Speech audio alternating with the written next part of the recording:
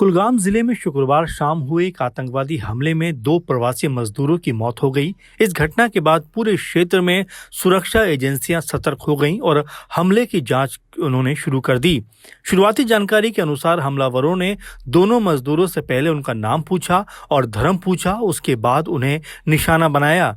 इस घटना ने एक बार फिर घाटी में प्रवासी मजदूरों की सुरक्षा और आतंकवाद की चुनौती को लेकर चिंता बढ़ा दी है।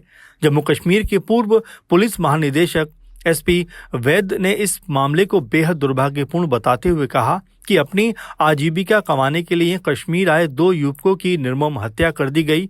दोनों की उम्र लगभग 25-26 साल के आसपास थी और वो छत्तीसगढ़ के निवासी थे।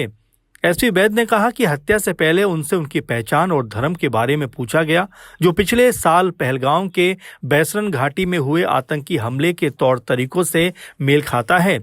घटना का पैमाना भले छोटा हो, लेकिन आतंकियों की कार्यशैली वही दिखाई देती है जिसमें पहचान के आधार पर लोगों को निशाना बनाया गया था।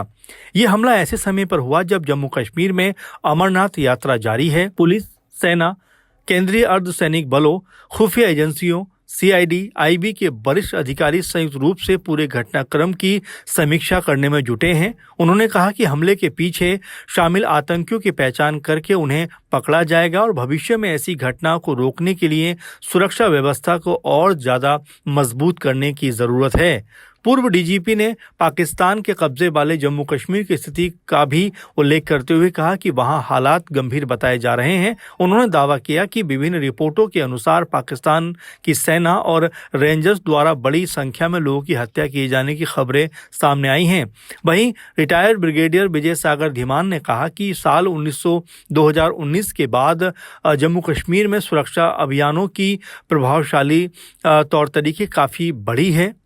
उनकी अनुसार सुरक्षा बलों की सफलता दर लगभग 90% तक पहुंच गई, जिसके कारण आतंकवाद की जो पहले की तरह हमले को अंजाम देने की क्षमता थी, उस पर बहुत बड़ा इस समय अंकुश लगा है। इसी वजह से आतंकी अब अपेक्षाकृत आसान लक्ष्यों जैसे निहत्थे नागरिकों और प्रवासी मजदूरों को निशाना बना रहे हैं, ताकि डर का माहौल बनाया जा सके। अब लगातार इस हमले को लेकर सवाल उठ रहे हैं और साथ में सरकार को लेकर भी ये बात उठ रही है कि उनको भी अपनी जवाबदेही तय करनी चाहिए कि इस तरह के आतंकी हमले आखिर कैसे हो रहे हैं, क्योंकि 2 मजदूरों की ये मौत का मामला नहीं है, बल्कि मामला जो है वो सुरक्षा व्यवस्था पर सवाल खड़े करता है कि जब इतनी चाक चौबंद सुरक्षा व्यवस्था के दावे किए जाते हैं तो आखिर कैसे इस तरह के हमले होते हुए दिखाई पड़ते हैं। अब लगातार जांच जारी है, देखना होगा कि इसके पीछे कौन लोग शामिल पाए जाते हैं और कब तक उनको पकड़ा जाता हुआ नजर आता है। फिलहाल तमाम चीज़ों की जांच की जा रही है। अब देखना होगा जांच के बाद